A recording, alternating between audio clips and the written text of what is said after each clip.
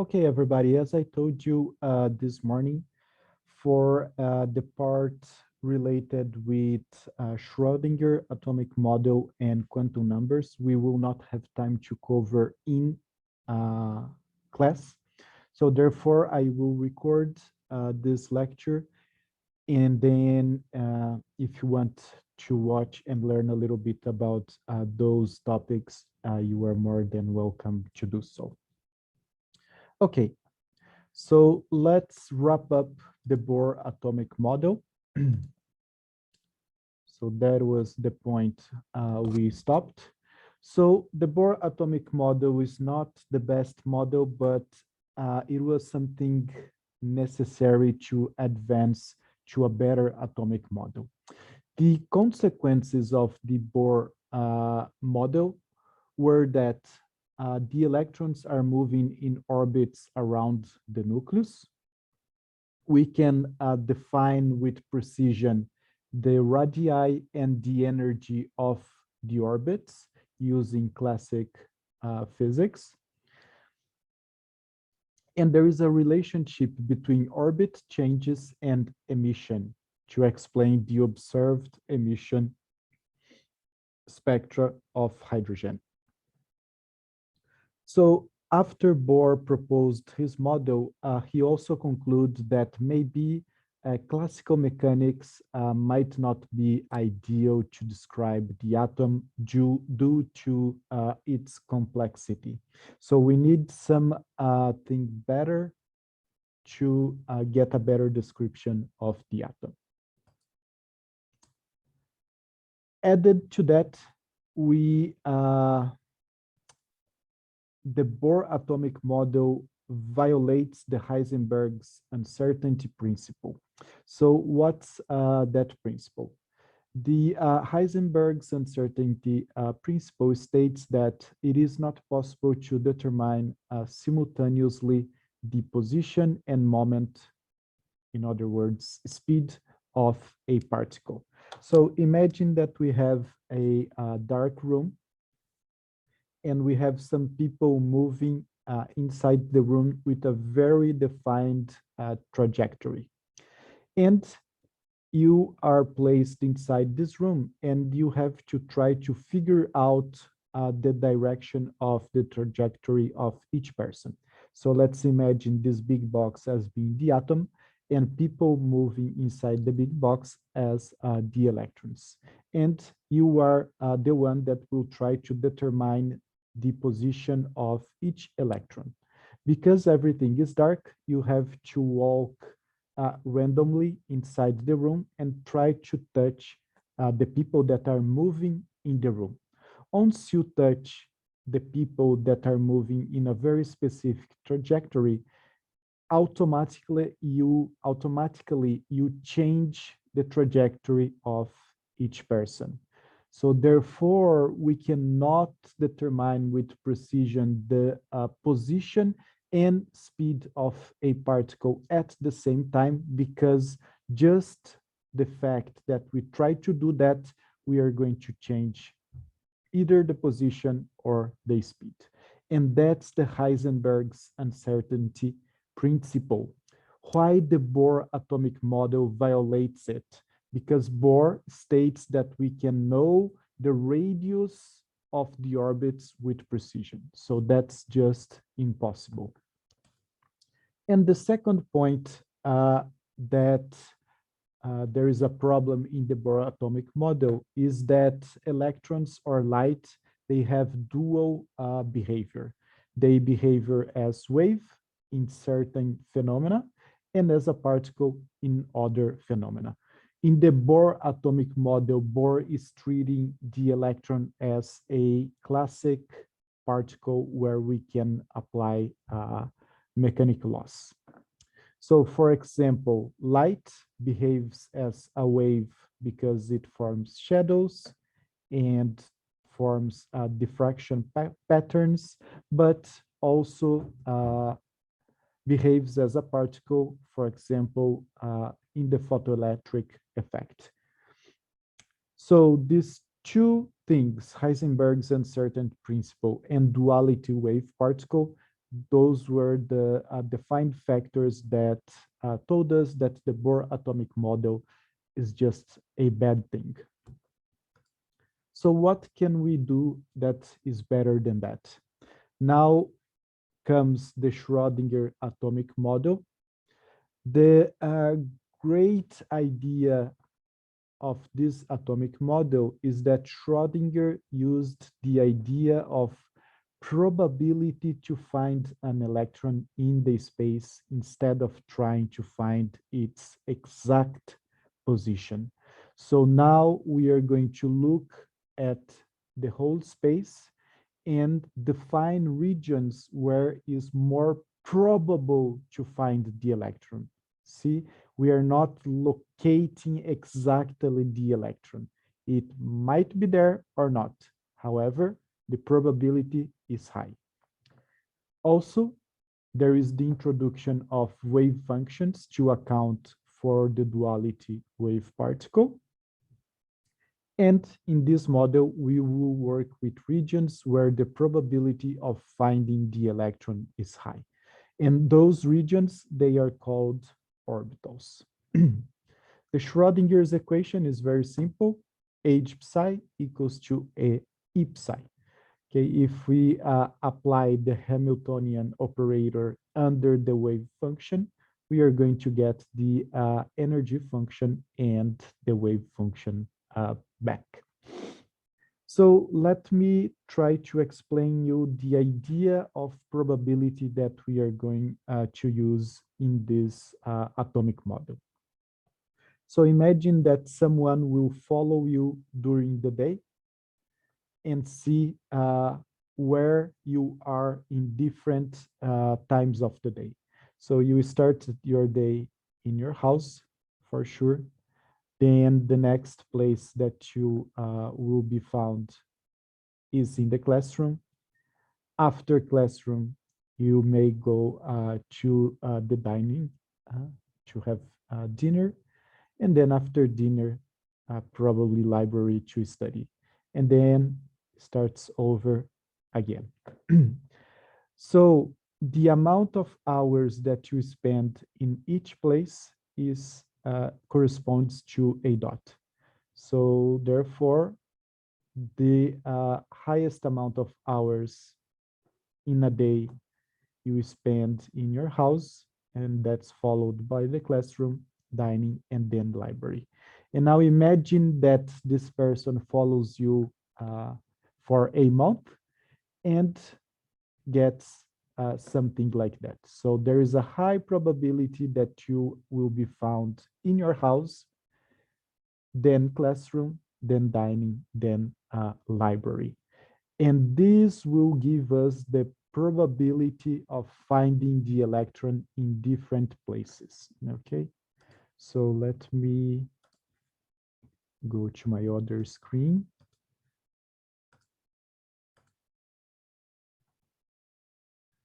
So if we have to represent the curve probability and the place that you may be found, there is a high probability that you are going to be found in your house, and then a slightly lower in the classroom. Then there is low probability to find you in the dining room and then in the library. And that's the idea that we are going to use for the electron. Where is the place that the probability to find the electron is higher?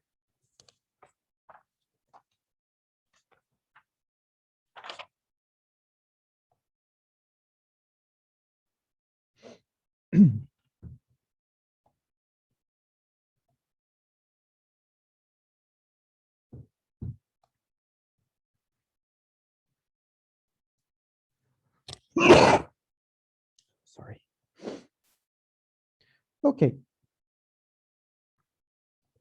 So the goal of this model is to use equations in order to describe the probability behavior of the electron.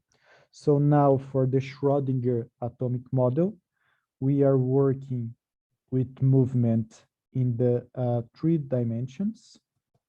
Okay, so x Y, and Z. So the nucleus is right here at the center in the point 0, 0, 0, and the electron is going to be moving somewhere around the nucleus. And see that some places there is a higher probability to find the electron, and some other places there is low probability to find the electrons. So therefore, the Schrodinger wave function will tell us where the probabilities are high and where the probabilities are low. Just from a mathematical standing point, it's easier in a three-dimensional system to work with polar coordinates. So polar coordinates are simply r,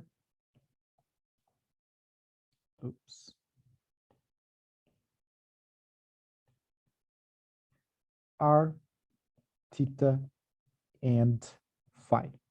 Okay, so if there is an electron at this point, r is the distance between the nucleus and the electron. Theta is the angle between the vector that represents the distance and the z-axis, and phi is the angle between the projection of the r vector on the xy plane and the x-axis. Working with polar coordinates in a 3D system avoids to use negative coordinates. R, theta, and phi are always going to be a positive number. Therefore, the wave equation that describes the electron in 3D system using polar coordinates is going to be the psi represented by psi, and that equation is a function of r, theta, and phi. For this equation, there are two parts. The first part is called radial wave function, r and l, and this function is depends on r related, and it is related with the distance between electron and nucleus. Okay, so radial wave function will tell us the distance between nucleus and electron. The second part of the psi function is the angular wave function. Y, L, and L is a function of the angles theta and phi. The angular wave function is related with the spatial distribution of the electrons, okay?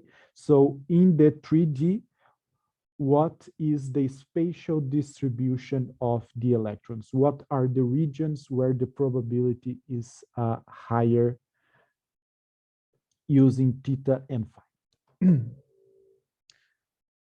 Solving this equation, we are going to get the so-called quantum numbers, n, l, ml, and ms, okay?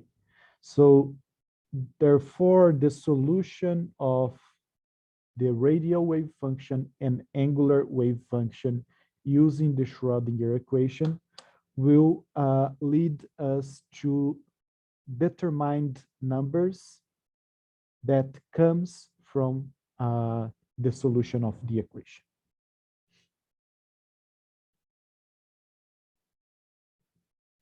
Okay, I'm not going to worry too much with my pace between these slides because you can always stop the recording. Let's analyze the first part of the psi equation, which is the radial wave function R and L. The wave functions that describe the R and L are dependent on two quantum numbers, n, which is called principal quantum number, and L, angular momentum quantum number. There are only a set of possible numbers for n and L that will solve the wave function. Okay, so to satisfy the mathematical conditions to solve this equation, we will only have a set of possible numbers for n and L. So therefore, solving the Schrodinger equation will give us the principal quantum number and the angular quantum number, looking only at the radial wave function. The principal quantum number n is basically the shell number and must assume only integer numbers starting from 1. Okay, so if we don't have an integer number, or if we have 0, the probability is going to be 0 and the function cannot exist. So therefore, we can only have integer numbers starting from 1. For example, 1, 2, 3, 4, and etc. The angular momentum quantum number is related to the electron's spatial distribution and is a function of n. L must assume only integer numbers starting from 0 and going all the way to n minus 1. Again, this is a condition where this equation will not be 0. Therefore, L, which is related to the electron's spatial distribution, must assume only integer numbers starting from 0 and going all the way to n minus 1. The increment between each value of L has to be 1 unit. So let me show you an example. If we have n equals to 3, or third shell, then L can assume the values of 0. So that's always where L starts, and going all the way to n minus 1. Therefore, the maximum value of L is going to be 2. From 0 to 2, we have to fill up the gap in 1 unit increments. The next number after 0 is 1, and then after that, we have 2. So therefore, if we are in the third shell, we can only have 3 different values of L, 0, 1, and 2. The same thing for n equals to 4. Starts always in 0 and goes all the way to n minus 1, which is 3. We have to fill this gap. Let's move in 1 unit increments. 1, after 1, 2, and then 3. Therefore, for the fourth shell, we only have 4 possible values of L, 0, 1, 2, and 3. And each of those values are related with different spatial distributions of the electron.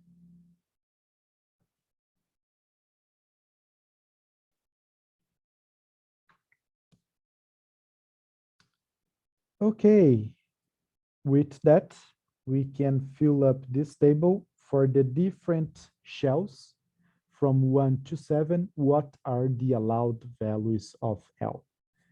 L always start from 0. So I'm going to put 0 here in the first column for all of them. That's where everything starts. And then going all the way to L minus 1 in 1 unit increments. For the first shell, 0 is the only possibility for L. For the second shell, we can have 0 or 1. Okay, so remember n minus 1. For the third shell, we can have 0, 1, or 2. For the fourth shell, 0, 1, 2, or 3. Okay, so remember from 0 to n minus 1, and we fill the gaps in 1 unit increments. For the fifth shell, we can go from 0 to 4. Therefore, all the possibilities are 0, 1, 2, 3, and 4. Each shell that we move down, we are adding one extra value of L. For the sixth shell, 0, 1, 2, 3, 4, and 5. And finally, for the seventh shell, we can have 0, 1, 2, 3, 4, 5, and 6. So each value of L means a different orientation of the probability to find the electrons. First shell, there is only one possible orientation.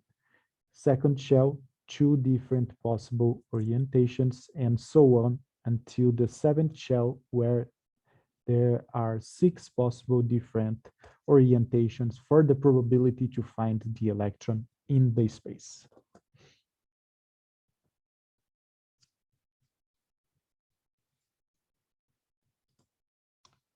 Okay, and that's again the table that we just filled. Each value of L receives a specific symbol that are called label. For L equals to 0, we are going to call that S orbital. L equals to 1 receives the name of p orbital. L equals to 2, that's the d orbital. L equals to 3, that's the f orbital. L equals to 4, after the f, we will follow the alphabetical order. So L equals to 4 is G, and so on. So that means for the first shell, the only possible orbital for the electron to be in is the s orbital. For the second shell, the two possible orbitals are s and p. Third shell, s, p, and d, and so on, okay? So the fourth shell, we have a max all the way to the f. Fifth shell, G. Sixth shell, H. And seventh shell, I.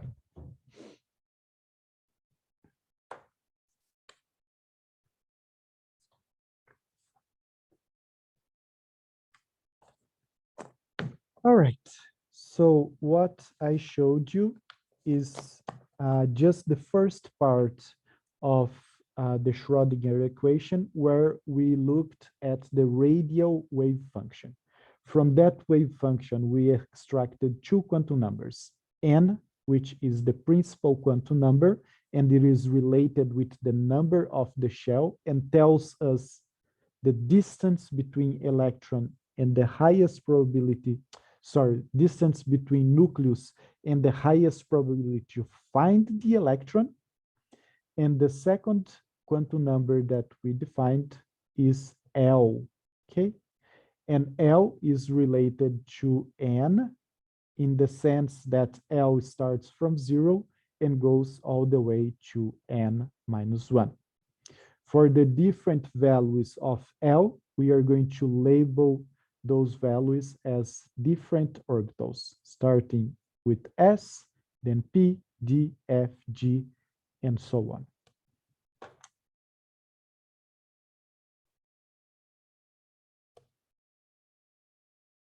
Okay, and this here that I just showed you is what we used for the electron configuration, right? 1s, 2s, 2p, 3s, 3p, 3d, and etc. We didn't use 5G because there are no elements that need to fill the g orbital or the h orbital or the I orbital yet.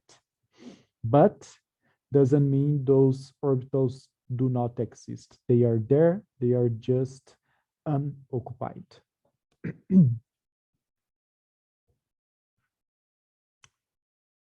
Okay, so now I would like to start talking about the radial probability. Radial probability is correlated to the probability of finding the electron as a function of the distance. Our reference is the nucleus. So how we are going to find the probability? The probability to find an electron, P, is going to be equals to the radial wave function, R and L, as a function of R, to the second power. Okay, the second power is needed to avoid any negative values. And we want to know the probability to find the electron in each layer moving from the nucleus. To get each layer, we are going to multiply by the derivative of the volume. Therefore, the probability to find an electron is equals to the radial wave function squared times derivative of the volume of a sphere is 4 times pi times r squared.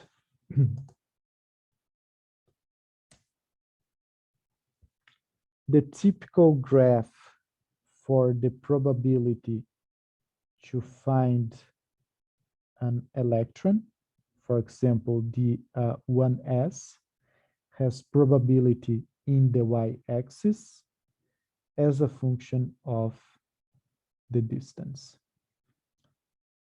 The point 0, 0 here is where the nucleus is. And remember here that probability is the radial wave function squared times 4 times pi times r squared. For the 1s orbital, what we are going to have is a probability that has this shape over here. At this point, we have the maximum probability. So this spot is a spot very likely to find the electron. Again, doesn't mean it is there. It means that you have a high chance to find it there. We have two important points in this graph. The first one is in the 0, 0, where the probability is 0. And when we go to a very large value of r, we also have probability equals to 0. And that is the beauty of the Schrodinger atomic model. It tells you that it is very unlikely to find the electron where the nucleus is, or if you are too far from the nucleus. Okay, so the probability curves will always have these 2 points where the probability is 0, at the nucleus and if you move too far from the nucleus.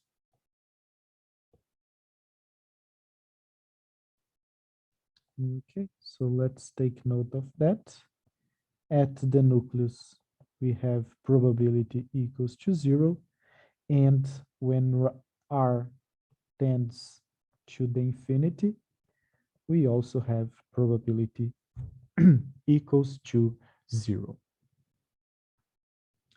If now we graph the probability as a function of the distance for the 2s orbital, we are going to find a very interesting thing. So the curve that's going to be obtained is something like that. This is the point of maximum probability. Comparing the first graph with the second graph, we can observe here again that the probability is 0 if you are at the nucleus, and is also 0 if we move too far from the nucleus. Also, you may see that the maximum probability shifted to a value that is a little bit further from the nucleus comparing with the 1s orbital. Does that make sense? Let's think about that. The 1s orbital is the very first shell, the very one close to the nucleus, the closest one to the nucleus. When we move to the second shell, that's the second one after the first. So we are moving further. Therefore, it is reflected in the probability graph that we are moving further from the nucleus because the maximum probability now is a point that is further away compared with the 1s orbital.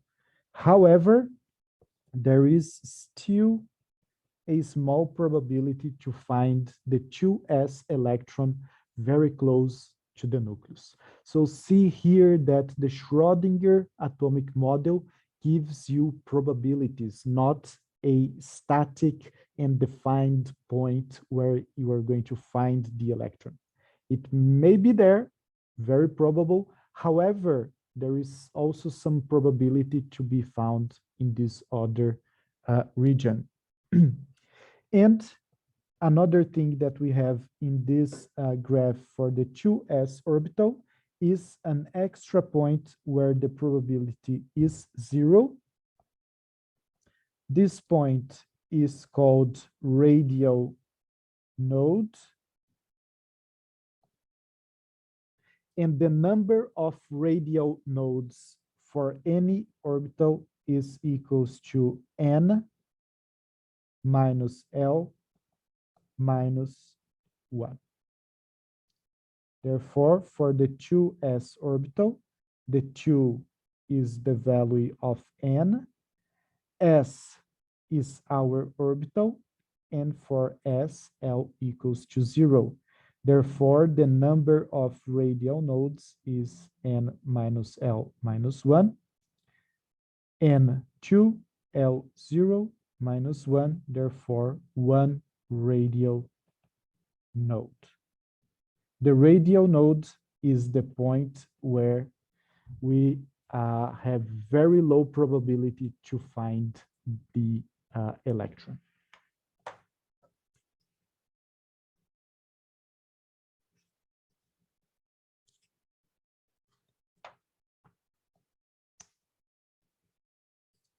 Okay, let me go back to the PowerPoint. Okay, so if you go to the book, you can find almost all the radial wave functions for the Schrodinger atomic model, and they are in the function of n and L. So for example, here we have the first one is for the 1s orbital. So in this function, we need to consider the atomic number, and A0 is a constant. and this is going to be a function of the distance. When you start moving towards higher shells, the functions get more complex, okay? So here is for the 2s and then 2p orbital. If you go to the 3s, 3p, and 3d orbital, they get even more complex.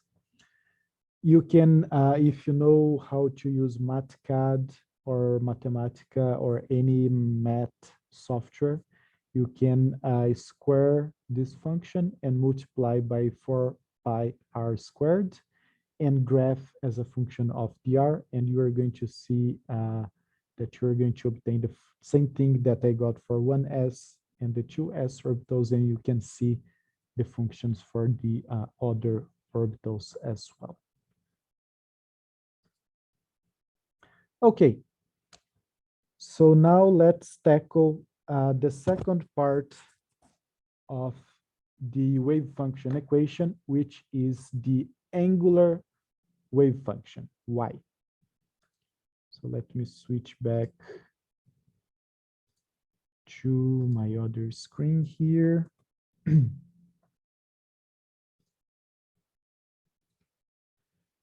Okay, the wave functions that describe the YL and L function are dependent on two quantum numbers. Again, L, angular momentum quantum number that we already saw, and ML, magnetic quantum number. And again, there are only a set of possible numbers for L and ML that will solve the wave function. The angular momentum quantum number, L, we already defined, and we already saw what are the values that must assume. The magnetic quantum number, ML, is related to the orientation of the magnetic momentum of the electron in the space. And it is a function of L, okay? Because the electron is moving around the nucleus, that creates a magnetic quantum number, and ML will tell us the direction of this vector. ML must assume only integer numbers starting from -L and going all the way to +L in 1 unit increments. Again, let's see here an example. If L equals to 1, then what are the possible values for ML? Let's start with the lower limit. That's going to be -L, which is -1. And then let's move to the upper limit, +L +1. We have to move from the lower limit to the higher limit in 1 unit increments. So starting from -1, add 1, that's 0, then add 1 more, and you get to the higher limit, okay? So therefore, for the p orbital, L equals to 1, we have 3 different possible orientations, -1, 0, and +1. And again here, let's do the table for allowed values of ML as a function of L. For L equals to 0, the only possibility is 0. For L equals to -1, lower limit -1, upper limit +1, move in 1 unit increment, -1, 0, and +1. Moving to the d orbital, the lower limit is -2, the upper limit is +2, and we are going to move from lower to upper in 1 unit increments, -2, +1 is -1, +1 is 0, +1 is +1, and +1 is +2. For the f orbital, we can have -3 all the way to +3, filling the gap, -2, -1, 0, +1, and +2. So therefore, ML depends on L, and L depends on N.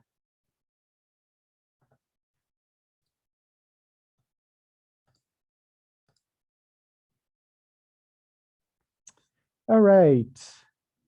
So ML will give us the shape and direction of each orbital. The first one here, the perfect sphere, is the S orbital. The p orbital has a lobe in one of the Cartesian axes.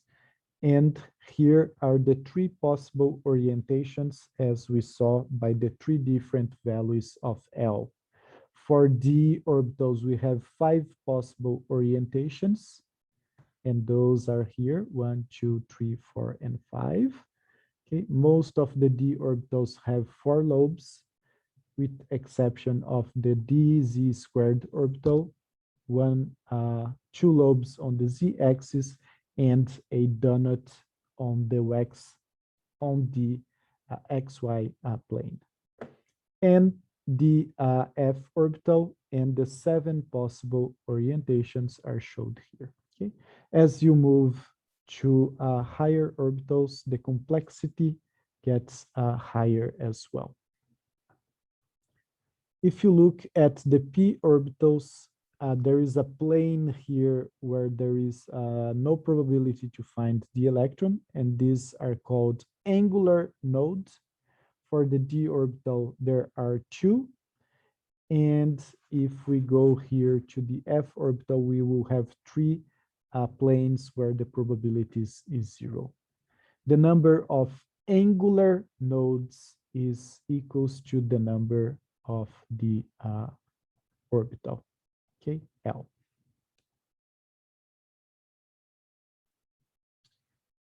You may also find angular nodes as nodal plane, which is basically the same thing. Okay, and then there is a fourth. There is a fourth quantum number used to differentiate 2 electrons. And this fourth quantum number is called MS, magnetic spin quantum number.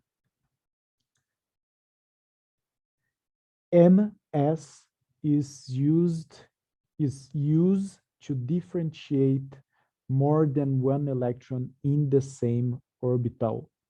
Only 2 possible values for MS, +1.5 or -1.5. Some people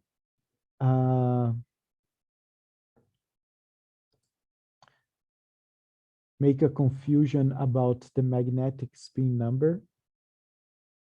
quantum number, telling that because the electron rotates around itself, that creates a spin, which is not true.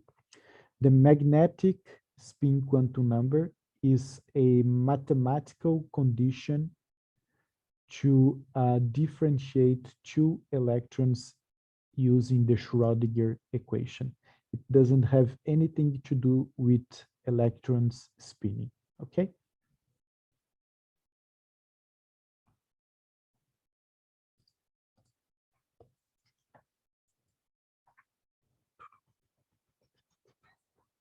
All right.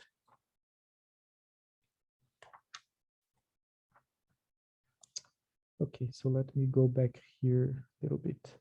So we saw 4 possible quantum numbers, N, L, ML, and MS, which each one means. And an electron will have, each electron will have a unique set of quantum numbers. For each electron, there is only one set that represents that electron. No other electron can have the same set of quantum numbers. I like to do an analogy between quantum numbers and your location. Okay, so imagine that the whole atom represents a country. The shell represents a state inside the country, and shell correlates with N. The subshell or the orbital represented by L correlates with the city where you live. The orientations of the orbitals represented by ML correlates with the street you live, and the spin quantum number MS correlates with the number of the house where you live. Okay, so technically the place you live has a unique set of the 4 quantum numbers.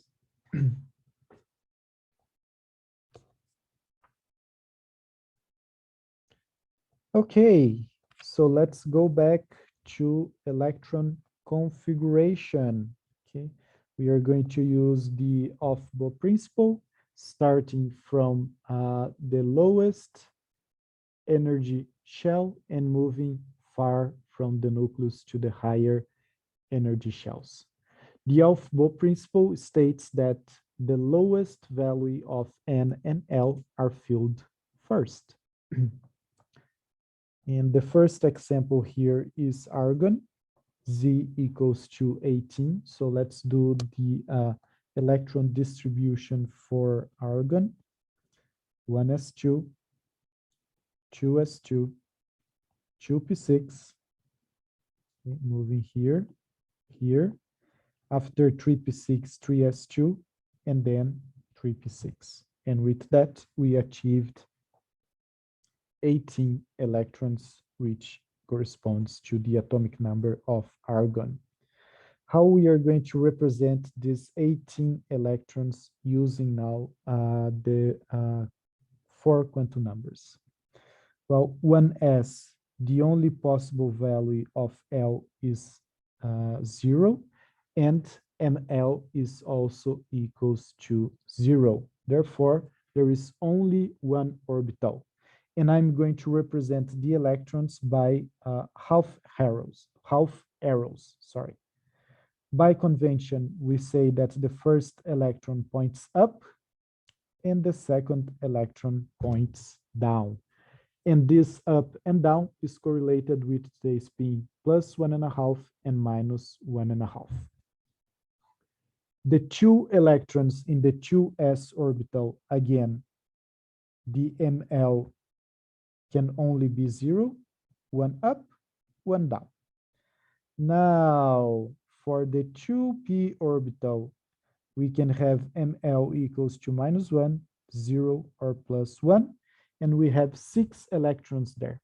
So we are going to start filling each slot with the same spin, and then if we need, we go back and start filling with the opposite spin.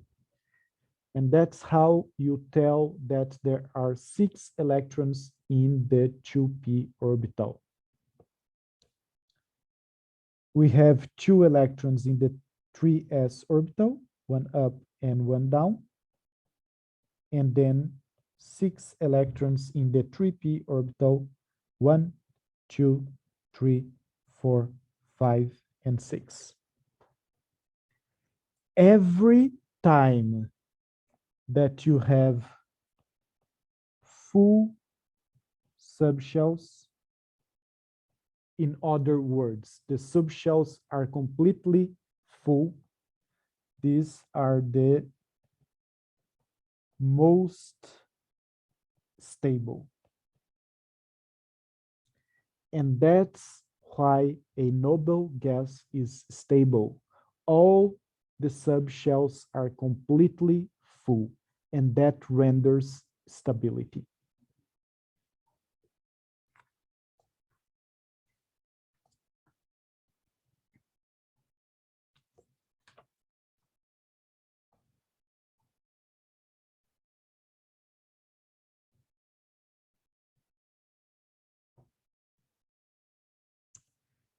Okay, next example is for the nitrogen. Z equals to 7, therefore 7 electrons, 1s2, 2s2, that's 4, 2p3 to make it to 7. So again, the first 2 electrons go to the 1s orbital, 1 up, 1 down. We have 2 electrons in the 2s orbital, 1 up and 1 down, only 1 slot to be filled. Now we move to the 2p orbital. We have 3 different slots to be filled, -1, 0, and +1. We have to start filling 1 electron in each orbital, 1, 2, and 3. See now that the nitrogen has 2 completely full subshells, but the 2p subshell is incomplete. Therefore, that's why nitrogen is not stable, and it has to add 3 electrons to fill up the 2p subshells.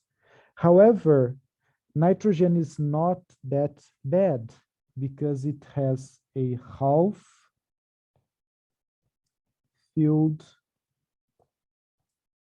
subshells. Subshell. And this kind of half-filled subshell is the second most stable.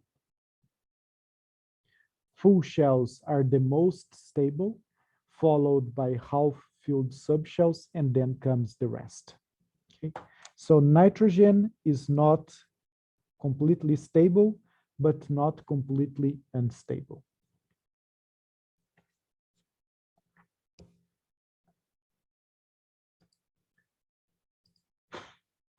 Okay, so let's go back here to the PowerPoint.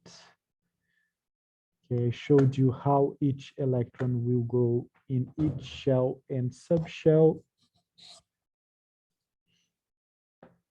Okay,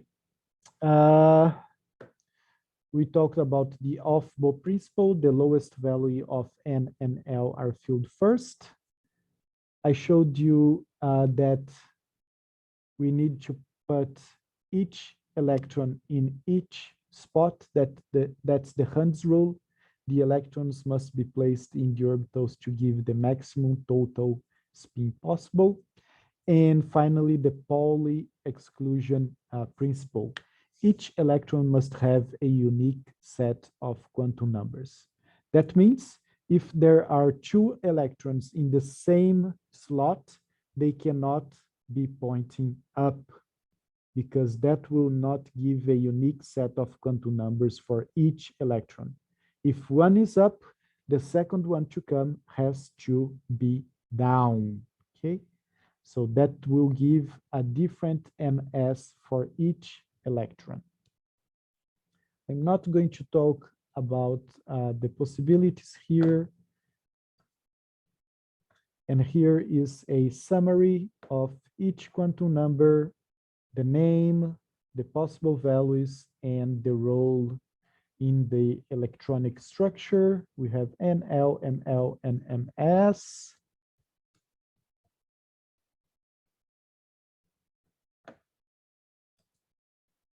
Okay, so and that will do it for this part that unfortunately we will not be able to cover during regular hours.